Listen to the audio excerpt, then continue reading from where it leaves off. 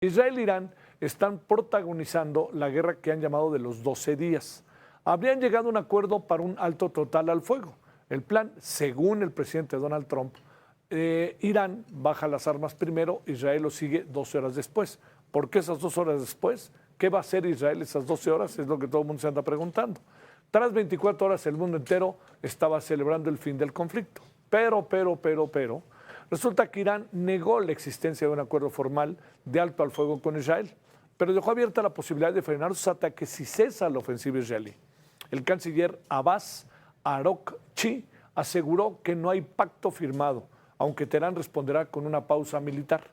Con esta postura, Irán traslada la responsabilidad de Israel, condiciona cualquier desescalada al fin de los bombardeos. Bueno, todo esto ocurre ¿cuándo? Tras un fin de semana que fue explosivo. Aviones B-2 de Estados Unidos atacaron instalaciones nucleares iraníes en Fordow, Natanz y Shafan. En respuesta, Irán lanzó misiles a la base militar estadounidense de Ul al-Edeid. Esto es en Qatar. No fue nada grave. Casi todos los misiles fueron interceptados sin víctimas. Incluso Irán informó a Qatar que estaba adelantándose, que iba a mandar un ataque. Donald Trump agradeció a Irán por avisarles de la ofensiva que lanzaría en Doha, aunque el aviso más bien era para evitarse un conflicto Irán con Qatar. En el contexto del conflicto entre Irán e Israel, el estrecho de Hormuz cobró una nueva relevancia. ¿Por qué razón? Ahí lo tiene usted en el mapa. Este paso es estratégico y fluye casi el 20% del petróleo mundial, lo que lo convierte en un punto crítico para la economía global. El gobierno iraní, el Congreso iraní, aprobó su cierre como respuesta a los ataques israelíes y estadounidenses, aunque la decisión final va a recaer en el Consejo de Seguridad Nacional del país, ¿no? Cerrar Hormuz sería una jugada de alto impacto, pondría presión directa sobre Occidente y elevaría el costo del conflicto a escala, pues ahora sí que le diría de carácter mundial, por lo que significa ese pequeño espacio de mar, ¿no? Bueno, la GBU-57 o bomba búnker fue la carta fuerte de Estados Unidos. Era la bomba que solo ellos podían usar para atacar la instalación nuclear iraní de Fordo, enterrada en una montaña y fuera del alcance del arsenal israelí. Trump decidió usarla y entrar oficialmente en el conflicto con Irán. El arma es capaz de destruir objetivos profundamente protegidos como Fordo. Este lugar supuestamente produce uranio al 60%, es un nivel crítico este. Un ataque con esta bomba significaba frenar el avance nuclear iraní, pero también podría significar algo verdaderamente terrible, que al atacarla pudiera tener efectos expansivos en este ataque por las explosiones que se vendrían. Bueno, con enorme gusto y de nuevo abusando auténticamente de su generosidad, saludamos a Moisés Garduño, profesor de la Facultad de Ciencias Políticas y Sociales de la UNAM y especialista en Medio Oriente. De nuevo, mi querido Moisés, agradezco muchísimo en lo personal que estés con nosotros. ¿Cómo te ha ido? Buenas noches. ¿Cómo va el día? Buenas noches, Javier. Saludos para ti, un abrazo para la audiencia. Pues es igual, muchas tensiones todavía con este tuit de Trump, queriendo invocar a la paz por medio de las redes sociales, lo cual es un poco distinto conforme se habría venido haciendo en tiempos pasados, ¿verdad? Pero vamos a ver cómo van a contestar los israelíes ahora. Ahora, Irán dice que no ha firmado nada y que no necesariamente está de acuerdo. Israel no ha abierto la boca, pero Irán a través de sus ministros y de su Congreso ha dicho esto no va e incluso podemos cerrar el estrecho de Hormuz. Exactamente en esta materia, ¿qué es lo que tú tienes de información al momento, Moisés? Definitivamente el cierre del estrecho de Hormuz tendría que ser la última carta o tal vez de las últimas cartas de disuasión que pudiera sacar Irán ante una escalada real del conflicto. Como hemos visto a lo largo de los últimos días, sobre todo a raíz del lanzamiento de estas bombas que bien comentaste, Javier, siempre ha habido comunicación entre las Fuerzas Armadas estadounidenses y las Fuerzas Armadas iraníes. Incluso los iraníes tuvieron tiempo de sacar uranio enriquecido de la zona de Fordo a una zona que todavía no se sabe exactamente dónde está. Y cuando Estados Unidos lanza esas bombas, en realidad solamente se hace una detonación para que Estados Unidos pueda vender a su base social que ha utilizado un poder que nadie en el mundo tiene. En caso de que no hubiera habido comunicación, de que hubiera habido bombardeos en zonas residenciales, en zonas urbanas, ya ven que en algún momento incluso amenazó a Teherán y llamó a la gente a evacuar esa ciudad. En caso de que hubiera sido de otra manera, entonces Irán se hubiera podido cerrar el estrecho de Hormuz, haciendo una consecuencia de tamaños internacionales de impacto global, efectivamente porque el flujo del suministro petrolero se pone en riesgo y con esto hay enormes consecuencias para la inflación a nivel internacional. Suben también, por ejemplo, los seguros de las embarcaciones, de los tanques y buquetanques que transportan los energéticos, y todo esto implica pues una serie de impactos en contra de la población y de los bolsillos del ciudadano de a pie. Entonces, mientras ha habido esta comunicación, Irán ha amenazado con que esto podría ser una de sus últimas armas en términos geoeconómicos, cosa que no ha sido necesaria, al menos hasta estos momentos. Algo similar ha pasado con la comunicación que se hizo al bombardear las instalaciones militares de Estados Unidos en Al-Udeid, cosa que también Estados Unidos aprovechó para evacuar esas zonas militares. Entonces, la comunicación entre Irán y Estados Unidos ha sido una comunicación estratégica, pero no aquella entre Israel e Irán, los cuales sí se han dado con muchísimos elementos, drones, guerra electrónica, operaciones encubiertas, detonaciones muy precisas por ambos lados, y eso es lo que realmente preocupa al momento de que este cese al fuego, que se llama a través de las redes sociales, no implica una declaración de principios o un acuerdo formal entre las partes, y lo peor, no incluye Gaza, que fue donde todo empezó.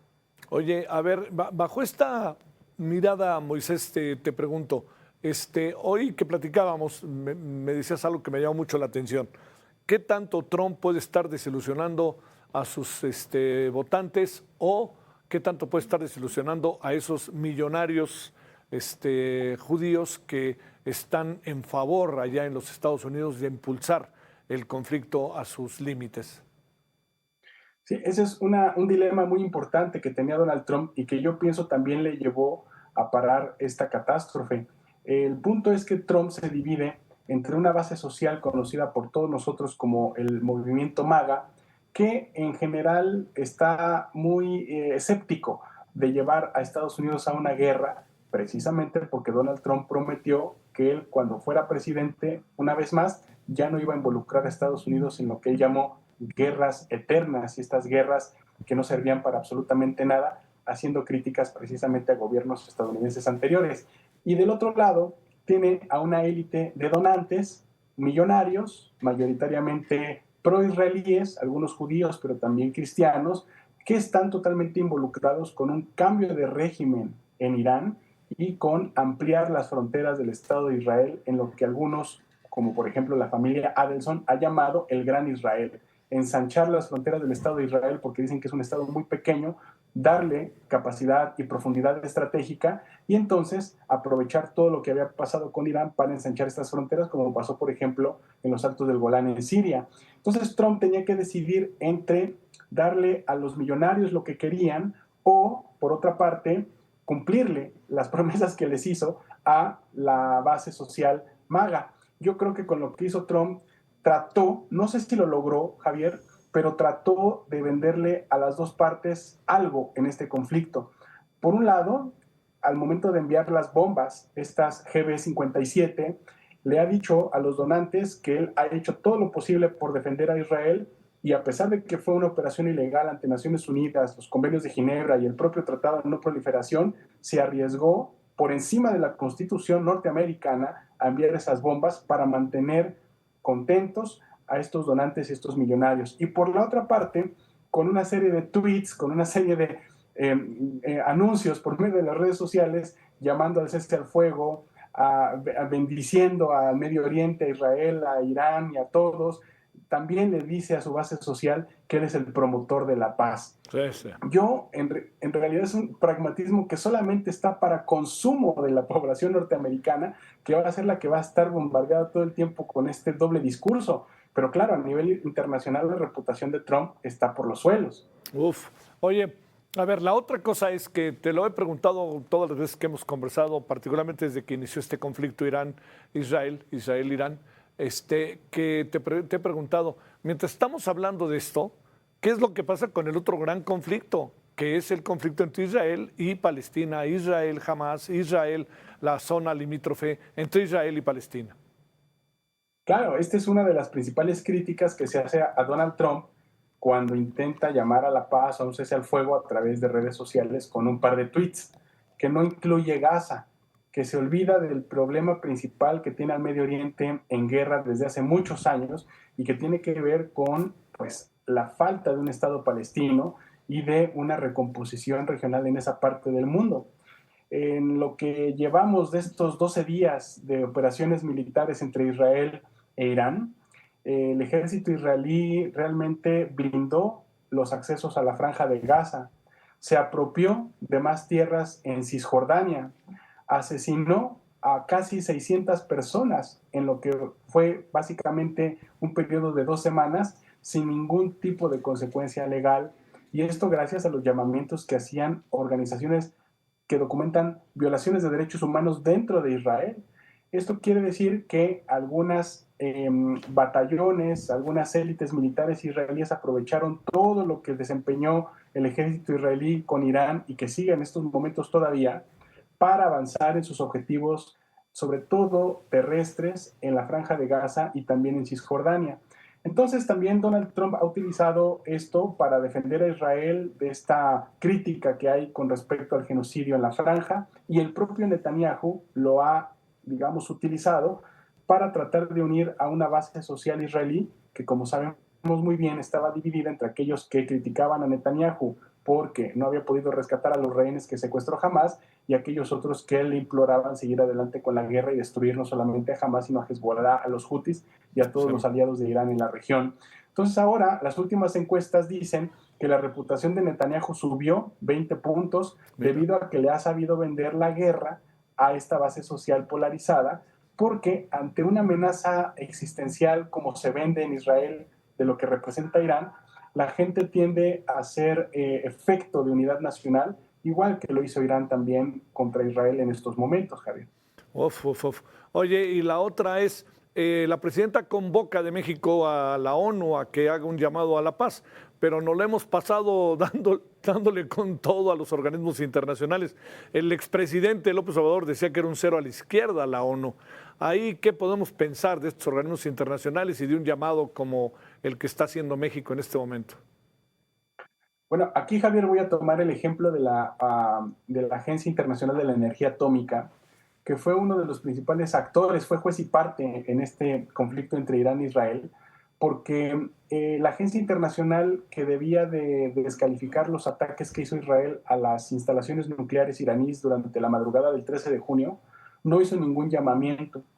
La audiencia debe de saber que ante el ataque de instalaciones nucleares de cualquier estado firmante de la agencia, es obligación de la agencia llevar este dossier y documentar todos estos hechos para trasladarlos al Consejo de Seguridad de Naciones Unidas y tomar una decisión de castigo en contra del Estado o el ente agresor. En estos momentos, Grossi, el jefe de la agencia, no se tomó la molestia ni de condenar los ataques de Israel, ni mucho menos condenó los ataques de Estados Unidos con estas bombas pesadísimas de 13 kilogramos de explosivos, claro. Y se limitó a decir que estaba en condiciones de ir a ver si la instalación de Fordo en Irán estaba total o parcialmente destruida. ¿Qué cosa? Es un ejemplo de cómo los organismos internacionales están influenciados por los actores en conflicto, en este caso Israel y la agencia, cosa que pues es experimentada por otros organismos como la propia Asamblea General y qué decir del Consejo de Seguridad por los propios Estados Unidos. Entonces, mientras no haya dependencia, autonomía, mejor dicho, de los organismos con respecto a los estados integrantes o estados miembros, vamos a ver cada vez más una erosión cada vez más fuerte de estos organismos internacionales, y eso es algo que nos llama la atención a todos porque es lo único que tenemos para defendernos ante el estallido de conflictos de esta magnitud. Bueno, Moisés, pues como siempre, mi agradecimiento profundo de que estuviste con nosotros. Muchas gracias, Moisés, profesor de la Facultad de Ciencias Políticas y Sociales de la UNAM. Gracias, Moisés, muchas gracias de nuevo. Buenas noches. Saludos, Javier, buenas noches a todos. Saludos para ti, gracias.